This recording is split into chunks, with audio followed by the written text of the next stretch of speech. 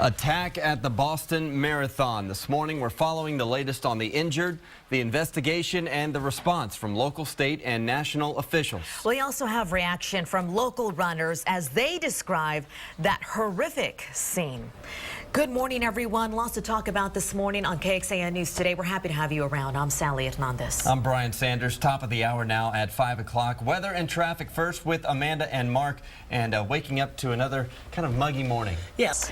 We are learning more about yesterday's tragic event in Boston. We know that federal, state, and local investigators are continuing to search for clues this morning, trying to figure out who planted two explosive devices near the finish line of the Boston Marathon. At least 3 people were killed, one of them 8 years old, more than 140 injured, some critically. Chris Pallone is live in Boston with the latest. This morning, several city blocks around the Boston Marathon finish line remain closed. They're considered an active crime scene. Police working through the night to try to determine who's responsible for 2 deadly blasts. Another aspect of this police investigation, investigators spent about 7 hours at an apartment complex not very far from this crime scene in the city of Revere, Massachusetts. Investigators were seen taking out evidence bags and putting them in police cars. However, they were not seen leaving with anyone in custody. That's a story from Boston. Chris Pallone, now back to you.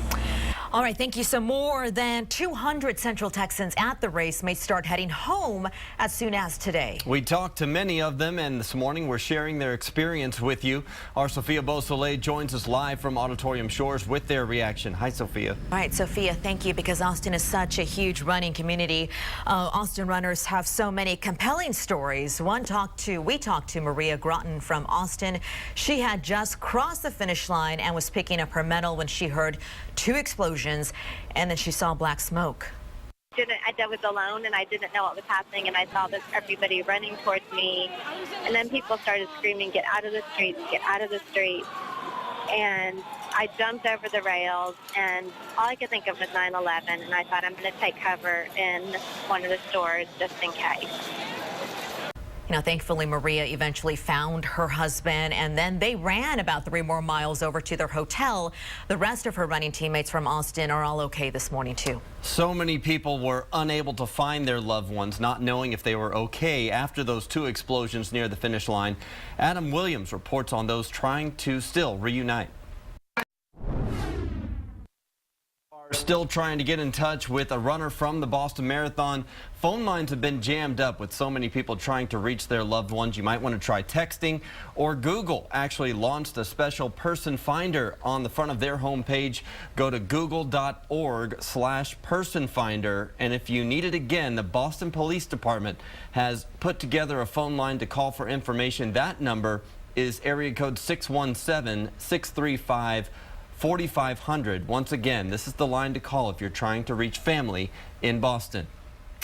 Many people in the midst of the bombings rightly ran away, but not all of them. No, in some of the video that we were showing, you could see the soldiers who had recently returned from battle overseas weren't far from the blast near the finish line of the Boston Marathon. Brandon Gano talked to the veterans who ran toward the blast to help those in need.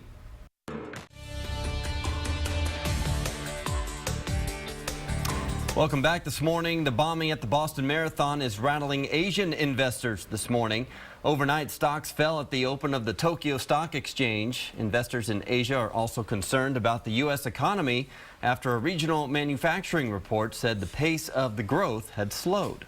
Well, today lawmakers in Washington are delaying the unveiling of a sweeping immigration reform bill. One senator says the delay is due to the tragedy at the Boston Marathon.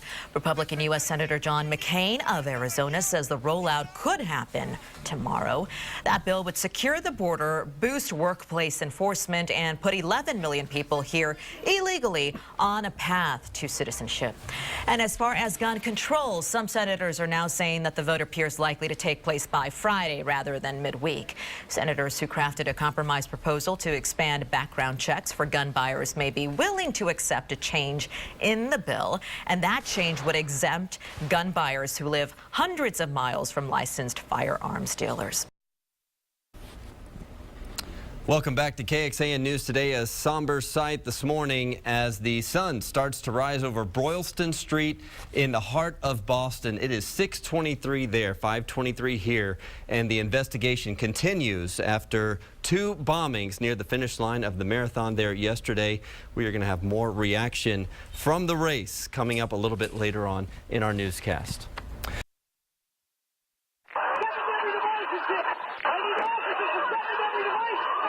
Units, stay off the air. Units, stay off the air. Just make your way over there. All units, stay off the air and make your way over there. I only want to hear from the 984. I only want to hear from that supervisor. Okay, Delta 984, give me a clear to what I need. I need as many officers as you can give me. I want ring road cleared, ambulances in and out on ring. 984, take control of the fire coming in. I need lanes open here. Copy. Just keep giving it out, sir. Anybody else, stay off the air. Delta 984. Delta 984, sir, go. Help up from the medical tent. Get as many people up here as you can from the medical tent.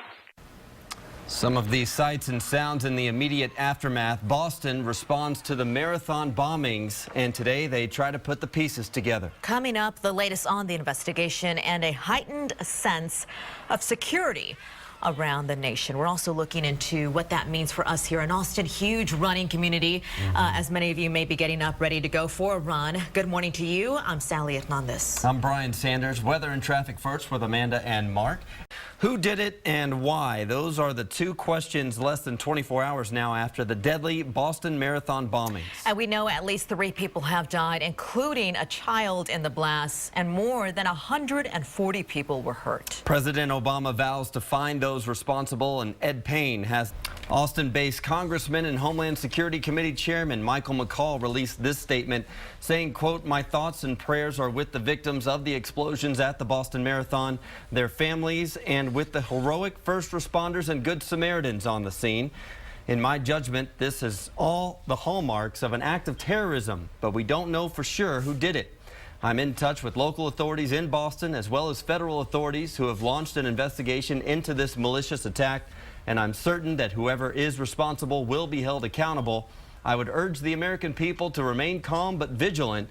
Today's events are a stark reminder that our enemies continue to plot against us." Congressman McCall isn't the only public official responding this morning. President Obama vowed to find those responsible. And Tracy Potts is in Washington with more on the investigation and how lawmakers are now trying to amend their schedules in response to what some are now calling an act of terror.